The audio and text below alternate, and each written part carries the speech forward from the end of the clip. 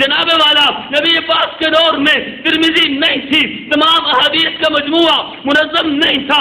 آج اگر کوئی اٹھ کے ان احادیث کو روایت کرتا ہے، اگر ابو ہریرہ روایت کرتے ہیں، امی عائشہ صدیقہ روایت کرتی ہیں، آج اگر اٹھ کے عبداللہ بن مسعود روایت کرتے ہیں، ہم روایت کو نہیں مانتے۔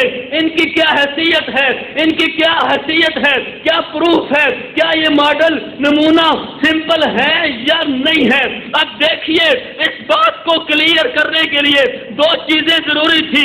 یا اللہ رب العالمین اس بات کو کلیئر کر دیتے، یا اللہ کے رسول محمد الرسول اللہ صلی اللہ علیہ وسلم اس بات کو کلیئر کر دیتے، لوگوں کو اعتراض کا موقع نہ ملتا۔ لوگ یہ بھی نہ کہہ سکتے کہ نبی معصوم ہے، ہم اس کے طریقے پہ نہیں چل سکتے۔ لوگ یہ بھی نہ کہہ سکتے کہ جناب نبی کے جانے کے بعد اب قرآن کسی اور نے اکٹھا کیا ہے، وہ سمپل ماڈل نمونہ نہیں ہے، ہم اس کو نہیں مانتے۔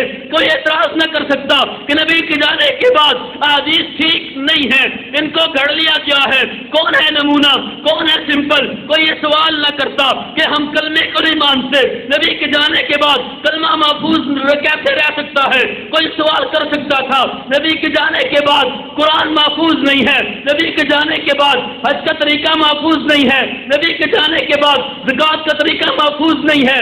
یہ جناب والا، یہ تمام سوالات اسلام پر اٹھ سکتے تھے۔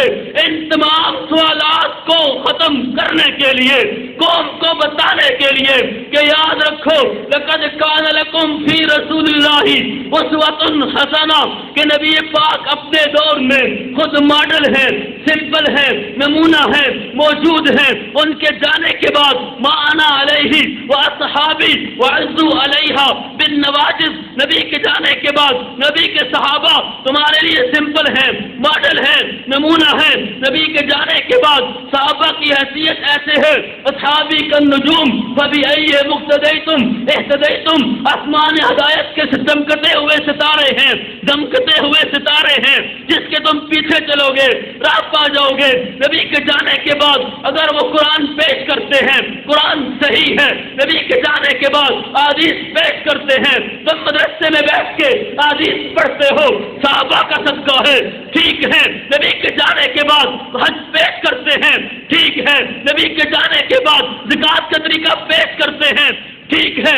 اگر اس وقت کے لوگ منکرین زکات کا انکار کرتے ہیں تو جناب صحابہ ان کے خلاف جہاد کرتے ہیں، اسلام کو امپلیمنٹ کر کے، نافذ کر کے یہ بتا دیتے ہیں کہ جناب نبی چلے گئے ہیں، اسلام باقی ہے، اس کو نافذ کرنے والے باقی ہیں۔ تو جناب ایک ہے نبی پاک جن کو اللہ نے نمونہ کہا، ماڈل کہا، سمپل کہا کہ میرے پاس اللہ کا رسول ہے جو سمپل ہے، ماڈل ہے، نمونہ ہے، اور ایک وہ ذات ہے، وہ مقدس ذات ہے، وہ مقدس ذوات ہے، وہ مطہر ذوات ہے، وہ منزہ ذوات ہے، جن کو اللہ نے کہتا ہے فَإِنْ آمَنُوا بِمِثْلِ مَا آمَنْتُمْ بِهِ فَقَدْ اهْتَدَوْا وَإِنْ تَوَلَّوْا فَإِنَّمَا هُمْ فِي شِقَاقٍ۔ لاہور والوں، علماء کرام، اگر تمہارا ایمان صحابہ کے ایمان کی طرح ہوگا قابل قبول ہے، صحابہ کے ایمان کی طرح نہیں، قابل قبول نہیں ہے۔ اور نبی پاک بھی کہتے ہیں علیکم بسنتی وسنت الخلفاء الراشدین ما انا علیہ واصحابی وعضوا علیہا بالنواجذ۔ نبی پاک کہتے ہیں اصحابی کالنجوم فبأیہ مقتدیتم اہتدیتم، ایک نبی کی چٹان کو پکڑ لو، ایک اللہ کے قرآن کو پکڑ لو، ایک صحابہ کی چٹان کو پکڑ لو، خدا کی قسم دنیا کے کفر ظلم کے آتے سب کچھ ہے، لیکن آپ تھا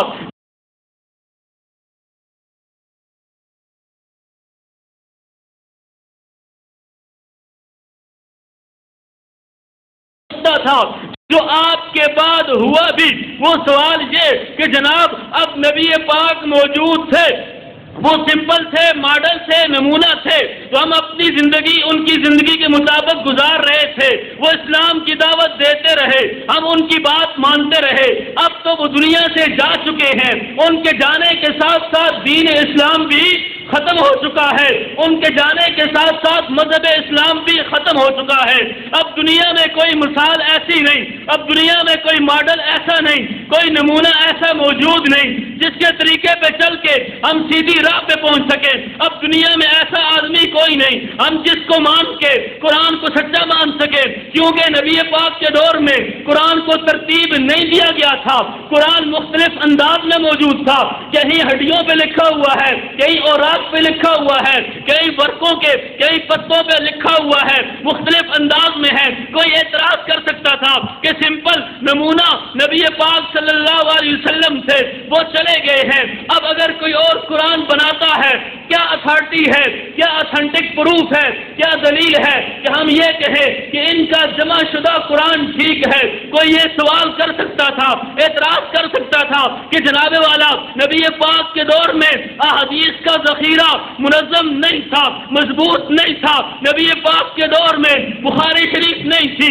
نبی پاک کے دور میں مسلم شریف نہیں تھی، ابو داؤد نہیں تھی، نسائی نہیں تھی، موطا عین نہیں تھی، جناب والا نبی پاک کے دور میں ترمذی نہیں تھی، تمام احادیث کا مجموعہ منظم نہیں تھا۔ آج اگر کوئی اٹھ کے ان احادیث کو روایت کرتا ہے، اگر ابو ہریرہ روایت کرتے ہیں، امی عائشہ صدیقہ روایت کرتی ہیں، آج اگر اٹھ کے عبداللہ بن مسعود روایت کرتے ہیں، ہم روایت کو نہیں مانتے۔ ان کی کیا حیثیت ہے، ان کی کیا حیثیت ہے، کیا پروف ہے، کیا یہ ماڈل نمونہ سمپل ہے یا نہیں ہے؟ اب دیکھیے اس بات کو کلیئر کرنے کے لیے دو چیزیں ضروری تھی، یا اللہ رب العالمین اس بات کو کلیئر کر دیتے، یا اللہ کے رسول محمد الرسول اللہ صلی اللہ علیہ وسلم اس بات کو کلیئر کر دیتے، لوگوں کو اعتراض کا موقع نہ ملتا، لوگ یہ بھی نہ کہہ سکتے کہ نبی معصوم ہے ہم اس کے طریقے پہ نہیں چل سکتے، لوگ یہ بھی نہ کہہ سکتے کہ جناب نبی کے جانے کے بعد اب قرآن کسی اور نے اکٹھا کیا ہے، وہ سمپل ماڈل نمونہ نہیں ہے، ہم اس کو نہیں مانتے۔ کوئی اعتراض نہ کر سکتا کہ نبی کے جانے کے بعد احادیث ٹھیک نہیں ہے، ان کو گھڑ لیا گیا ہے، کون ہے نمونہ، کون ہے سمپل؟ کوئی یہ سوال نہ کرتا کہ ہم کلمے کو نہیں مانتے، نبی کے جانے کے بعد کلمہ محفوظ کیسے رہ سکتا ہے؟ کوئی سوال کر سکتا تھا نبی کے جانے کے بعد قرآن محفوظ نہیں ہے، نبی کے جانے کے بعد حج کا طریقہ محفوظ نہیں ہے، نبی کے جانے کے بعد زکات کا طریقہ محفوظ نہیں ہے۔ یہ جناب والا یہ تمام سوالات اسلام پر اٹھ سکتے تھے، ان تمام سوالات کو ختم کرنے کے لیے، قوم کو بتانے کے لیے کہ یاد رکھو لقد کان لکم فی رسول اللہ اسوۃ حسنہ، کہ نبی پاک اپنے دور میں خود ماڈل ہے، سمپل ہے، نمونہ ہے، موجود ہے۔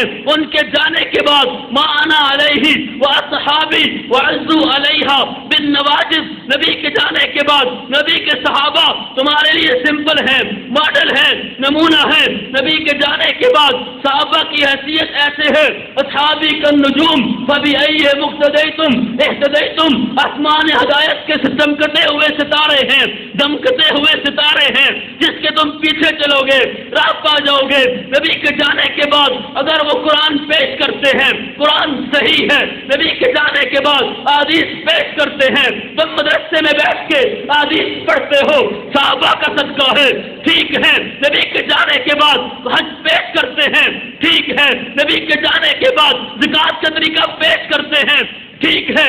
اگر اس وقت کے لوگ منکرین زکات کا انکار کرتے ہیں تو جناب صحابہ ان کے خلاف جہاد کرتے ہیں، اسلام کو امپلیمنٹ کر کے نافذ کر کے یہ بتا دیتے ہیں کہ جناب نبی چلے گئے ہیں، اسلام باقی ہے، اس کو نافذ کرنے والے باقی ہیں۔ تو جناب ایک ہے نبی پاک جن کو اللہ نے نمونہ کہا، ماڈل کہا، سمپل کہا کہ میرے پاس اللہ کا رسول ہے جو سمپل ہے، ماڈل ہے، نمونہ ہے، اور ایک وہ ذات ہے، وہ مقدس ذات ہے، وہ مقدس ذوات ہے، وہ مطہر ذوات ہے، وہ منزہ ذوات ہے، جن کو اللہ بھی کہتا ہے فَإِنْ آمَنُوا بِمِثْلِ مَا آمَنْتُمْ بِهِ فَقَدْ اهْتَدَوْا وَإِنْ تَوَلَّوْا فَإِنَّمَا هُمْ فِي شِقَاقٍ۔ لاہور والوں، علماء کرام، اگر تمہارا ایمان صحابہ کے ایمان کی طرح ہوگا قابل قبول ہے، صحابہ کی ایمان کی طرح نہیں، قابل قبول نہیں ہے۔ اور نبی پاک بھی کہتے ہیں علیکم بسنتی وسنت الخلفاء الراشدین وانا علیہ واصحابی وعضوا علیہا بالنواجذ۔ نبی پاک کہتے ہیں اصحابی کا نجوم فبأیہم اقتدیتم اہتدیتم۔ ایک نبی کی چٹان کو پکڑ لو، ایک اللہ کے قرآن کو پکڑ لو، ایک صحابہ کی چٹان کو پکڑ لو۔ خدا کی قسم دنیا کے فسق کے، شرک کے، کفر کے، ظلم کے سیلاب آتے جائیں، طوفان آتے جائیں، ظلم کی داستانیں چلتی جائیں، سب کچھ ہو سکتا ہے، لیکن آپ رائے ہدایت سے نہیں ہٹ سکتے۔ آپ اس راستے پہ چلتے ہوئے نبی کے پیچھے، صحابہ کے پیچھے اور متبعین صحابہ کے پیچھے ڈائریکٹ جنت میں جانے کے حقدار بن جائیں گے۔ مسلمانوں، یہ مضبوط چٹان آپ چھوڑیں گے نہیں چھوڑیں گے؟ نہیں چھوڑیں گے۔ یہی دین، یہی مشن، یہی قرآن، یہی اسلام، یہی احادیث، یہی کلمہ صحابہ کرام کی برکت سے ہم تک پہنچا۔ آج اگر ہمارا ملک پاکستان ہے تو یہ صحابہ کرام کا صدقہ ہے۔ اگر صحابہ ہوتے کلمہ ہم تک نہ پہنچتا تو آج کون کہتا پاکستان کا مطلب کیا ہے؟ لا الہ الا اللہ۔ یہ پاکستان بھی صحابہ کے قدموں کا صدقہ ہے۔ آپ کے اسی مشن کو، اسی دین کو، اسی نظریے کو صحابہ کرام نے آگے چلایا، ان کے بعد تابعین نے چلایا، تبع تابعین نے چلایا، علماء کرام نے چلایا۔ میرے فضلاء اعظام بھائیوں، آپ صحابہ کی تاریخ کو سامنے رکھو۔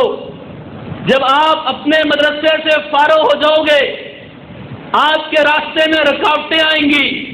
آپ مسجد کی امامت پہ جب پہنچو گے، آپ کو کمیٹی کی طرف سے ایک لسٹ پیش کی جائے گی کہ آپ نے یہ تقریر کرنی ہے، یہ نہیں کرنی۔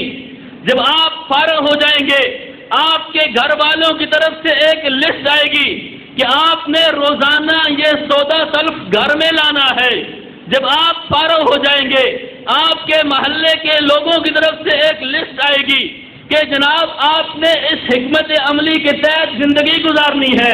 آپ نے جناب بالکل خاموش رہ کے ایک عام انسان کی طرح، تاکہ جو آپ پڑھ چکے ہیں اسے سائڈ پہ رکھ کے آپ نے زندگی گزارنی ہے۔ لیکن اسی دوران آپ کے علاقے کے اندر شرک بھی ہو رہا ہوگا، آپ کے علاقے میں کفر بھی ہوگا، آپ کے علاقے میں فسق و فجور بھی ہوگا، آپ کے علاقے میں اور یعنی فحاشی بھی ہوگی۔ یہ سب کچھ آپ کے علاقے میں